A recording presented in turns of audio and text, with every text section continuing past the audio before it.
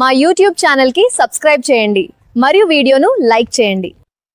శివనారాయణ, ఆ అమ్మాయి కేవలం హోటల్లో వంటలు వండే సాధారణ ఉద్యోగి కాదు. తను ఆ సంస్థకు సర్వాధికారి, పైగా నా ధర్మపత్ని కూడా. ఈ సత్యం మాలినీదేవికి అస్సలు తెలియదనుకున్నావా? అంతా తెలిసి కూడా నిన్ను కావాలనే ఆ విధంగా ప్రశ్నించింది. ఆమెకు అన్ని విషయాలపై స్పష్టత ఉంది, కేవలం నిన్ను తక్కువ చేసి చూపించడానికి అలా మాట్లాడింది. జ్యోత్న, అసలు ఈమె మనకు ఏమవుతుందో నీకు అర్థమవుతుందా బాబాయి? నా సోదరుడి భార్యకు వదిన వరుస, అంటే మా మాతృమూర్తికి కూడా వదినే. ఆ లెక్కన నాకు మేనత్త అవుతుంది. సమాజంలో కొందరు వ్యక్తులు ఇతరుల గుణగణాలను, సహనాన్ని పరీక్షించడానికి ఇలాంటి విచిత్రమైన పనులు చేస్తుంటారు. మనల్ని ఇబ్బంది పెట్టే ఇలాంటి మనస్తత్వం ఉన్నవారికి మనం ఎల్లప్పుడూ ఆమడ దూరంలో ఉండటమే శ్రేయస్కరం. శివనారాయణ, మనం ఎంత ప్రయత్నించినా కొన్ని బంధాలను, దూరాలను పూర్తిగా తుడిచిపెట్టలేం జ్యోత్న. అంతా తెలిసి కూడా ఆమె ఎందుకు ఆ విధంగా నిలదీసింది అంటావు?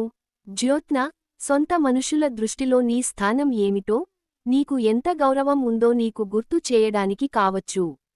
శివనారాయణ, నా వాళ్లకు నాపై ఎంత నమ్మకం ఉందో, వారి హృదయాలలో నాకు ఎలాంటి గౌరవప్రదమైన స్థానం ఉందో నాకు బాగా తెలుసు. దాని గురించి వేరొకరు చెప్పాల్సిన పని లేదు. జ్యోత్న, అవునా బాబాయి? మరి నీ కన్నకూతురిని ఇల్లు దాటించి బయటకు పంపేసినప్పుడు నీ విలువ ఏమైంది? వివాహమైన నీ మనవడిని నిరాశ్రయుడిలా వీధిలోకి నెట్టేసినప్పుడు నీ ఆత్మగౌరవం ఎటుపోయింది? ఆస్తిలో సమాన భాగం ఇవ్వాల్సిన సొంత మనవడిని తీసుకొచ్చి నీ కారుకు డ్రైవర్గా మార్చావు. కన్నకూతురిని, కోడలిని వంటింటి పనులకే పరిమితం చేశావు. చివరకు ఒక సాధారణ సేవకురాలిని తీసుకెళ్లి కంపెనీ అధినేతగా కూర్చోబెట్టావు. బ్రహ్మదేవుడు రాసిన రాతలను కూడా నీ ఇష్టానుసారంగా మార్చగల విపరీతమైన శక్తి నీకు ఉందనుకుంటా బాబాయి.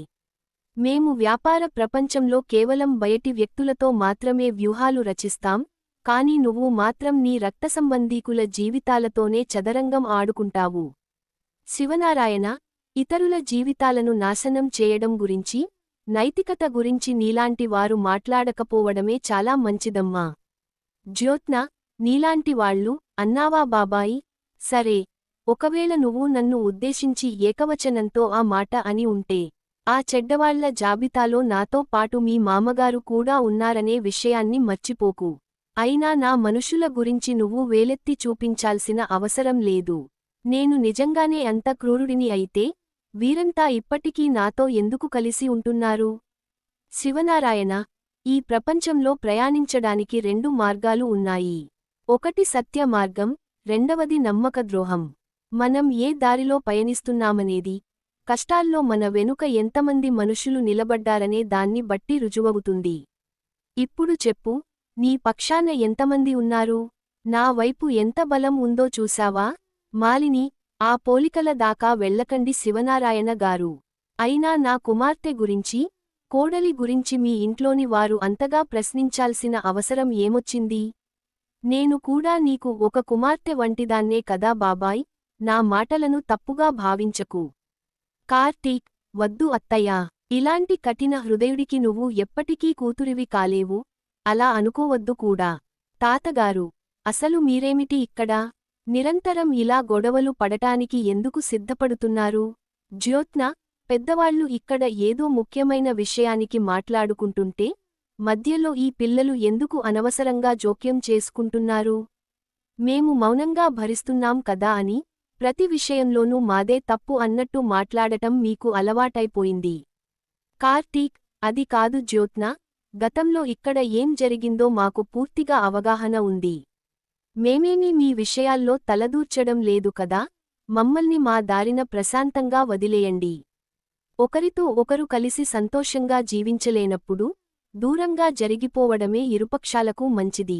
అది భార్యాభర్తల బంధమైనా సరే, లేదా రెండు కుటుంబాల మధ్య సంబంధమైనా సరే.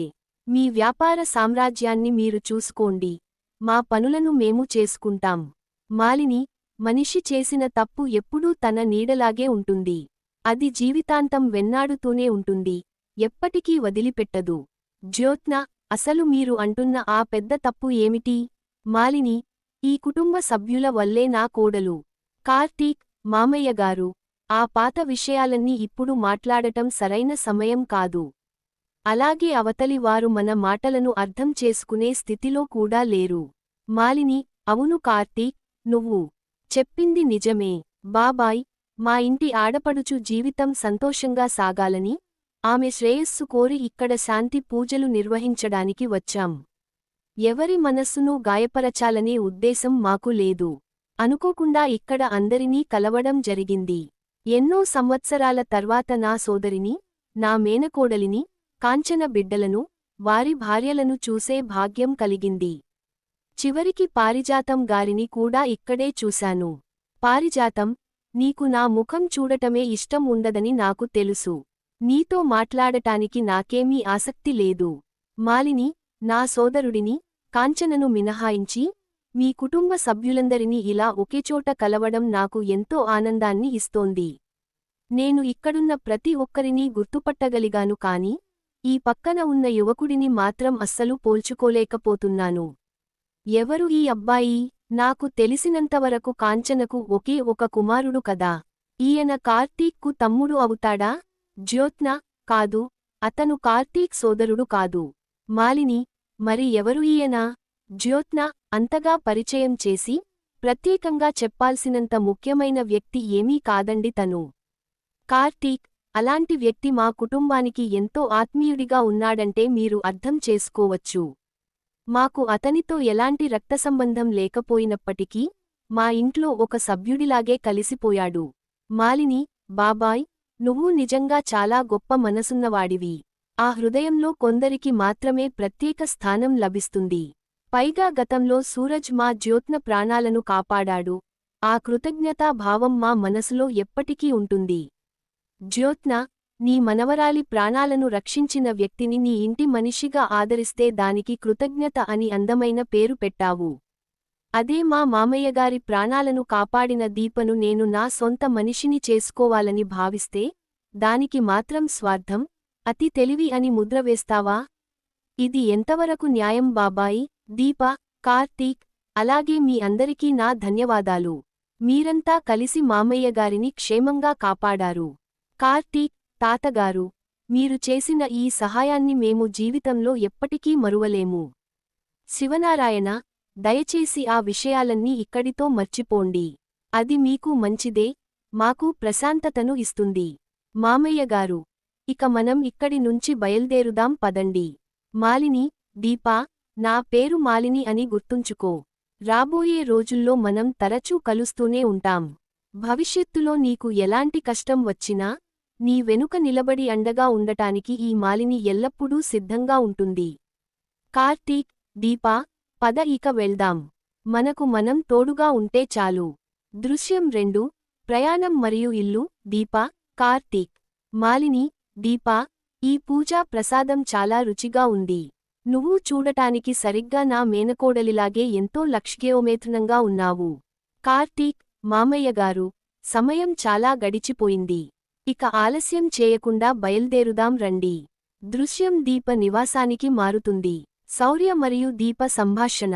దీప: ఈరోజు మీ తాతగారు ఊరి నుంచి వస్తారని చెప్పావు కదా శౌర్య, ఆయన వచ్చే సమయానికి నువ్వు ఇంట్లోనే ఉండాలి కదా?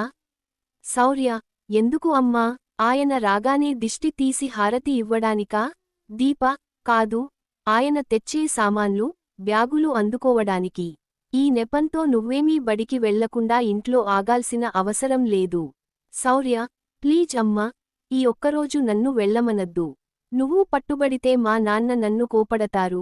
ఆయనే నాకు సాయం చేస్తారు. దీప: చదువుకునే వయసులో ఉన్న పిల్లలు ఇలా అబద్ధాలు చెప్పడం మంచిదేనా? శౌర్య: ఒకవేళ చదువుకోకపోతే అబద్ధాలు చెప్పవచ్చా అమ్మా? దీప: అబ్బా, నీతో మాటల్లో నేను అస్సలు గెలవలేను. ముందు నువ్వు బడికి బయల్దేరు. ఇదిగో నీ పుస్తకాల సంచి తీసుకో. శౌర్య: ఇంకా బస్సు రావడానికి చాలా సమయం ఉంది, అప్పుడే నన్ను బయటకు నెట్టేయకు. స్కూల్ బస్సు వచ్చేలోపే మా తాతగారు వచ్చేస్తారు. నా కోసం సరికొత్త సైకిల్ కూడా తెస్తారు. దీప: నేనైతే ఆయనను నీ కోసం ఏమీ తీసుకురావద్దని చెప్పాను. శౌర్య: నువ్వెందుకు చెప్తావు అమ్మా, నీకు కావాల్సినవి నువ్వు అడిగి ఉంటావు కదా, నా ముచ్చట్లు నీకెందుకు? దీప: ఏంటి శౌర్య, ఈ మధ్య కాలంలో నువ్వు నాతో చాలా ఎక్కువగా వాదిస్తున్నావు. తాతగారు రాగానే నీ ప్రవర్తన గురించి చెప్తాను, అప్పుడు ఉంటుంది నీ సంగతి. శౌర్య, నువ్వు ఏం చెప్తావో చెప్పుకో అమ్మా. తాతగారు నా కోసం ఏ బహుమతి తెచ్చినా దాన్ని నేనే తీసుకుంటాను, నువ్వు చూస్తూ ఉండు. దీప, ఒకవేళ ఆయన నా కోసం చీర కొనుక్కొస్తే దాన్ని కూడా నువ్వే తీసుకుంటావా? శౌర్య, తప్పకుండా, నేనే కట్టుకుంటాను. దీప, కనీసం ఆ బరైనా లేవు, అప్పుడే నీకు చీరలు కావాలా? శౌర్య, అబ్బా, నీతో మాట్లాడుతుంటే నాకు చాలా తలనొప్పిగా ఉంది అమ్మా. దీప, నీకేదో పిచ్చి పట్టినట్టుంది. రోజురోజుకు చాలా ముదురు బెండకాయలా తయారవుతున్నావు. దూరంగా వాహనం శబ్దం వస్తుంది. శౌర్య, అదిగో, బయట శబ్దం వినబడుతోంది. తాతగారు వచ్చేసినట్టున్నారు చూడు.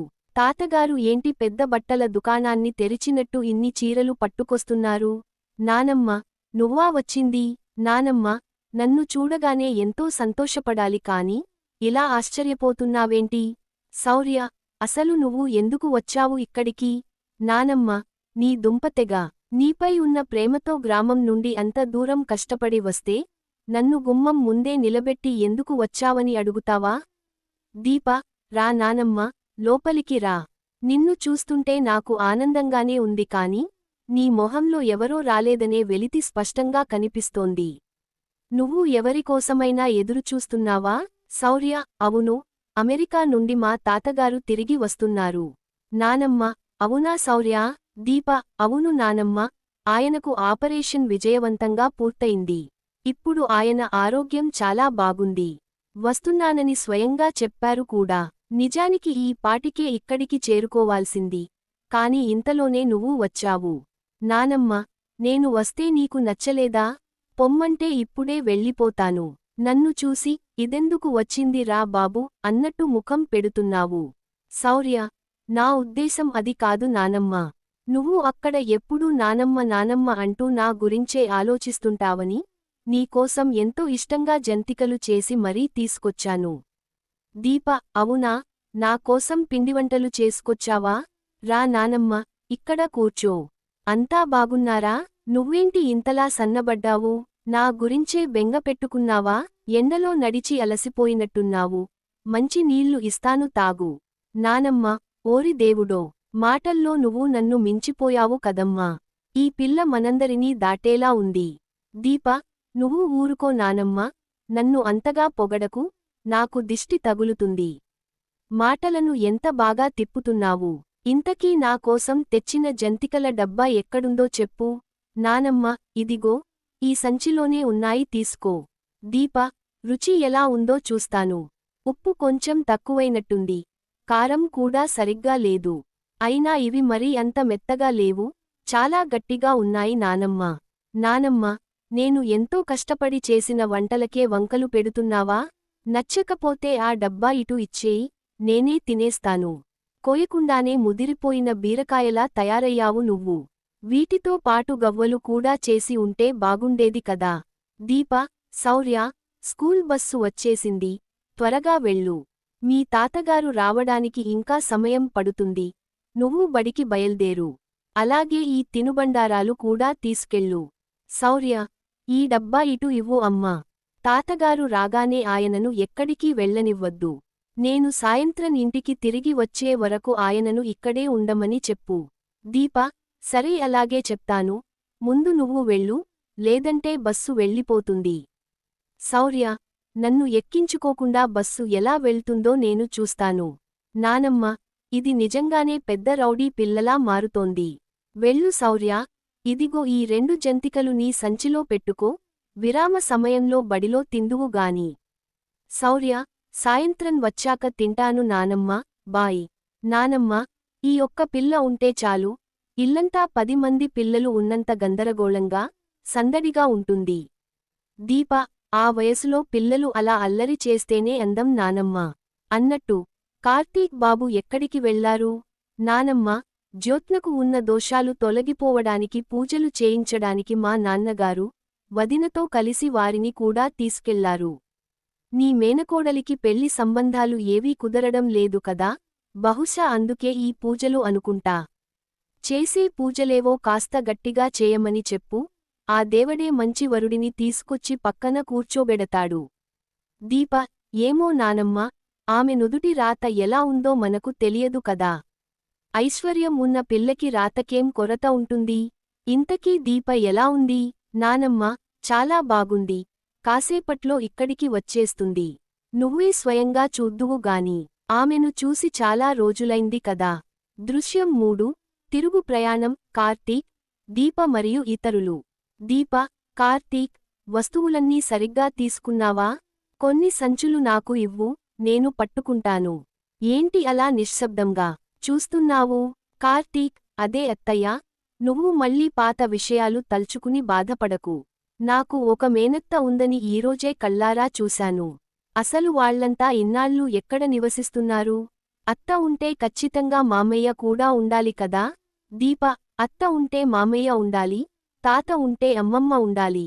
ఇవన్నీ పాత ముచ్చట్లు కార్తీక్. ఆ బంధాలు తాతగారికే వద్దనుకున్నప్పుడు మనకు కూడా వాటితో పని లేదు. కార్తీక్: అలా అనుకుంటే మా అమ్మకు కూడా పుట్టిల్లు ఉంది కదా. దీప: లేదు, ఈ మాట నేను చెప్పడం లేదు, స్వయంగా అత్తయ్యే చెప్తుంది. నువ్వు అనవసరంగా కొత్త సమస్యలను తలపైకి తెచ్చుకోకు. మనకున్న బంధాలు చాలు, పద వెళ్దాం. కార్తీక్: నేనేమైనా వారి ఇంటికి వెళ్దామని అడుగుతున్నానా? ఊరికే నాపై ఎందుకు అంతలా కోప్పడుతున్నావు? ఆమె తనను సీఈఓ అని పరిచయం చేసుకోకుండా వంట మనిషివా అని అడిగిందంటేనే ఆ వ్యక్తి ఎంత ప్రమాదకరమైనదో అర్థమవుతోంది. దీప: లోతైన మనిషి అంటే ఏమిటి కార్తీక్? కార్తీక్: లోతైన మనిషి అంటే పైకి కనిపించే రూపం వేరు, మనసులో ఉండే ఆలోచనలు వేరని అర్థం. బ్రదర్, రండి వెళ్దాం. డ్రైవర్: సూరజ్, ఆ వదినగారితో ఏమైనా మాట్లాడాలా బ్రదర్? కార్తీక్: ఏం లేదు బ్రదర్, పూజా ప్రసాదం కొద్దిగా మిగిలిపోయిందంట, దాన్ని ఏం చేద్దాం మావయ్య అని అడుగుతోంది. దారిలో కనిపించే పేదవారికి పంచేద్దాంలే అని చెప్పాను.